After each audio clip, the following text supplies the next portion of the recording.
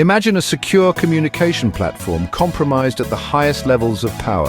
This isn't a cyberpunk novel.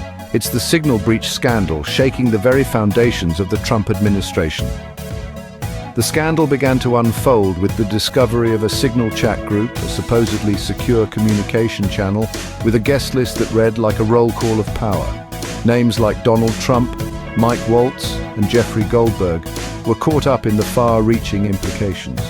President Trump quickly distanced himself from the controversy, stating that he had nothing to do with it, and pointing the finger at Mike Waltz. Despite his quick dismissal of involvement, the scandal continued to cast a long shadow over his administration. Meanwhile, Secretary of State Marco Rubio admitted that inviting The Atlantic's editor Jeffrey Goldberg to the group chat was a big mistake. Yet he was quick to reassure that none of the messages put the lives of service members at risk. Goldberg, on the other hand, found himself in the crosshairs of the White House. He argued that the administration should focus on the signal breach itself, rather than attacking him. Yet, the White House Press Secretary Caroline Leavitt dismissed him as an anti-Trump hater, as the administration grappled with the fallout of the scandal. The plot thickened when The Atlantic published messages from the group chat, revealing Defense Secretary Pete Hegseth sharing information about U.S. airstrikes on Yemen. This raised serious questions about the potential security risks posed by the chat group. News from Trump's White House usually comes at a relentless pace, stories often vanishing into the background, steamrolled by the president's latest post or executive order. But this scandal, dubbed Signalgate, has shown remarkable staying power, refusing to be swept under the rug. As the scandal unraveled, the White House found itself in a precarious position, forced to balance the need for damage control with the necessity to maintain public trust. The signal breach scandal, or Signalgate, has become a story that refuses to fade into the background. The implications are far-reaching and the fallout monumental. This isn't just another news story lost in the relentless pace of the White House. No, this is different. This is a scandal with staying power.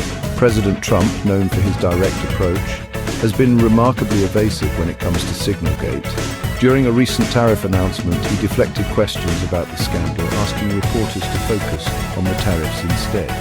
When pressed, he distanced himself from the scandal, stating he had nothing to do with it. He even went as far as to suggest that he had been informed that it was Mike Waltz who was responsible. Yet, when asked about the sharing of classified material, he said, "That's what I've heard.